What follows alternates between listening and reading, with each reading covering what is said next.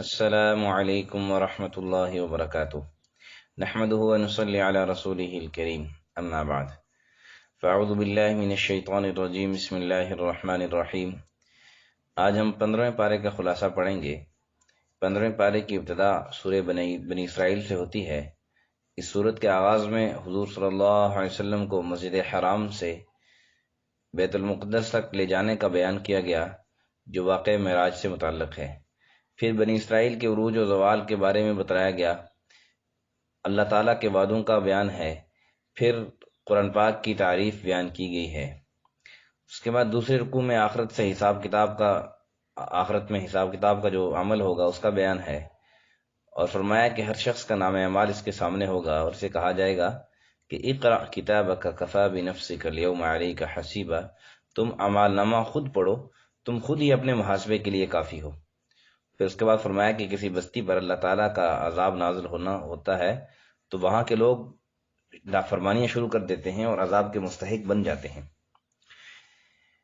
پھر اس کے بعد تیسرے اور چوتھے رکوع میں صرف ایک خدا کی عبادت، ماں باپ کے ساتھ احسان کرنے کا حکم ہے، اور فرمایا کہ اگر یہ دونوں یا ان میں سے ایک یعنی بوڑھی عمر میں ان کو مت جھڑکو اگر زندہ ہوں، بلکہ اف تک نہ کہو، اور ان کے ساتھ نرمی سے بات کرو اور ان کے لیے دعا کرو، اور قریبی رشتہ دار اور عزیزوں کے حقوق ادا کرو، اور مسکینوں اور مسافروں کی خدمت بھی کرو، فضول خرچی مت کرو، سائل سے معذرت کرنی ہو تو نرم لفظوں سے معذرت کرو، اور اپنی یعنی اگر آپ کے پاس کوئی مانگنے والا آیا ہے اور آپ اس کو کچھ دینا نہیں چاہتے تو اس سے آپ نے اگر معذرت کرنی ہے تو اس کو جھڑکو مت، نرم الفاظ کے ساتھ اس سے معذرت کرو۔ اور کہا کہ اپنی اولاد کو مفلسی کے خوف سے قتل نہ کرو، اور زنا کے قریب بھی نہ، زنا کرنا تو دور کی بات، زنا کے قریب بھی نہ جاؤ، یہ بڑی بے حیائی کی بات ہے۔ کسی نفس کو بغیر حق کے قتل نہ کرو، یتیم کے مال کے قریب نہ جاؤ سوائے اس کے کہ تم اس کے بالغ ہونے تک اس کا انتظام کرو، اور کہا کہ وعدہ کو پورا کرو اور ناپ تول صحیح رکھو، اور ترازو کو درست تولو یعنی صحیح طریقے سے تولو، جس بات کی تحقیق نہ ہو اس پر بحث نہ کرو، اور کہا کہ زمین پر ولا تمشی فی الارض مرحا، زمین پر اکڑ اکڑ کر بھی نہ چلو۔ پھر اس کے بعد 5ویں رکوع میں قرآن پاک کے سرچشمہ ہدایت ہونے کا بیان، ہر چیز اللہ تعالیٰ کی تسبیح بیان کرتی ہے، لوگ مرنے کے بعد زندہ ہونے میں شک کرتے ہیں، جس خدا نے ان کو پہلی بار پیدا کیا وہ دوبارہ زندہ کرنے پر بھی قادر ہے۔ پھر اس کے بعد 6، 7، 8، 9 اور 10ویں رکوع میں اللہ تعالیٰ کے سوا جس کی لوگ پوجا کرتے ہیں وہ معبود تو کسی کی کوئی مدد نہیں کر سکتے۔ حضرت آدم علیہ السلام کو سجدہ سے انکار پر ابلیس کو جو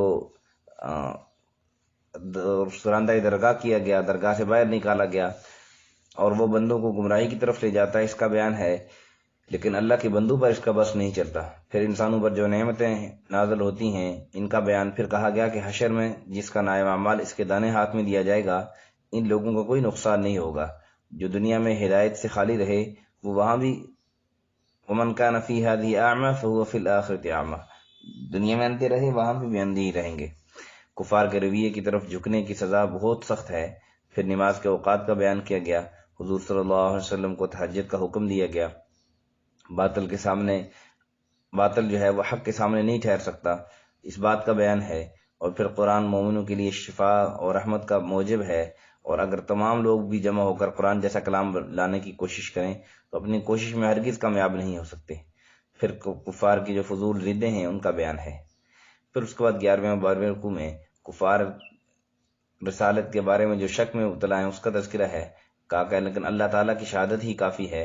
حضرت موسیٰ علیہ السلام کی نبوت کے بارے میں بھی فرعون اور اس کی قوم کو شک تھا، وہ پیغمبر کو یعنی حضرت موسیٰ علیہ السلام کو کہا کرتا تھا کہ آپ پر جادو ہوا ہے، لیکن حضرت موسیٰ علیہ السلام کامیاب رہے اور فرعون اپنے لاؤ لشکر سمیت غرق ہوا۔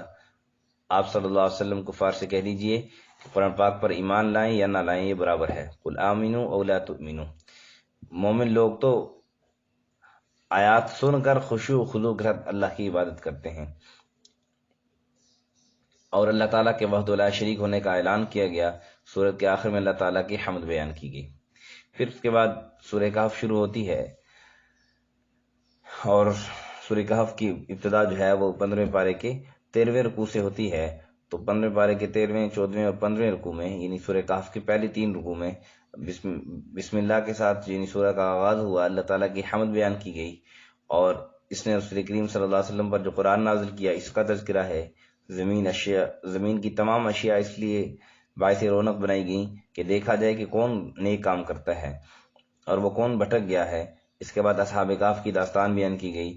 آگے چل کے ان کی تعداد کے بارے میں جو شک تھا اسے دور کیا گیا کہ غار میں اصحاب کہف کی قیام کی مدت بتائی گئی جو 309 سال تھی۔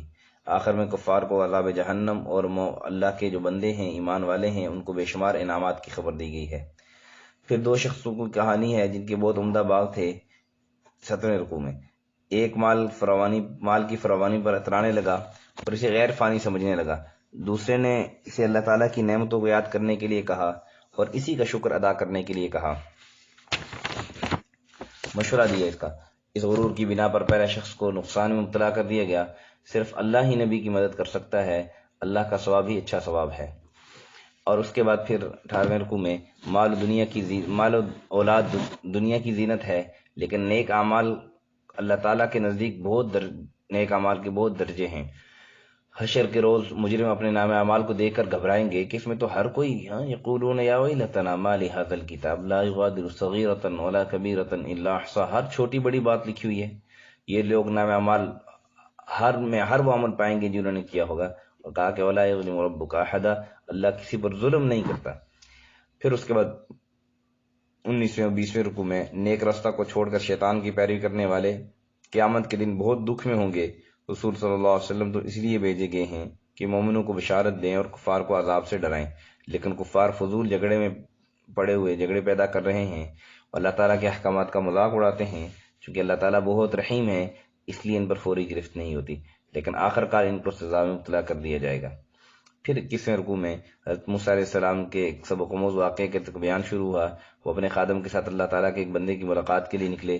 موسیٰ علیہ السلام اس بندہ خدا کے ساتھ کچھ مدت رہنے کی موسیٰ علیہ السلام نے خواہش ظاہر کی۔ شرط یہ ٹھہری کہ جو وہ کچھ کریں گے حضرت موسیٰ علیہ السلام اس بارے میں سوال نہیں کریں گے یہاں تک کہ وہ خود ہی اس کی مصلحت نہ بتا دیں۔ تو لہٰذا اس کے بعد ہم اگلے رکوع میں یعنی 22ویں رکوع کا کچھ حصہ 15 پارے میں ہے اور کچھ حصہ کا اگلا حصہ جو ہے وہ 16 پارے کی ابتدا میں ہے۔ تو اس میں جو شروع میں حضرت موسیٰ علیہ السلام جب بیٹھے اس کے ساتھ کشتی پہ بیٹھے تو اس نے کشتی کا پھٹا نکال دیا اور موسیٰ علیہ السلام نے کہا کہ یہ تو نے کیا تو نے تو ان کو تباہ کر دیا۔ تو اس پر انہوں نے موسیٰ علیہ السلام سے کہا کہ دیکھو میں نے آپ کو کہا تھا کہ آپ صبر نہیں کر سکتے، تو انہوں نے کہا جی نہیں، پہلی دفعہ مجھ سے بھول ہو گئی، آپ مجھے معاف کر دیں۔ پھر چلے تو دیکھا کہ ایک بچے کو دیکھا، انہوں نے ان کو قتل کر دیا۔ اس پر پھر اس کے بعد اگلا 16 پارہ شروع ہوتا ہے۔ اللہ تعالیٰ سے دعا ہے کہ اللہ تعالیٰ ہمیں صحیح معنوں میں دین سیکھنے، سمجھنے، اس پر عمل کرنے اور اس کو دوسروں تک پہنچانے کی توفیق نصیب فرمائے۔ السلام علیکم ورحمۃ اللہ وبرکاتہ۔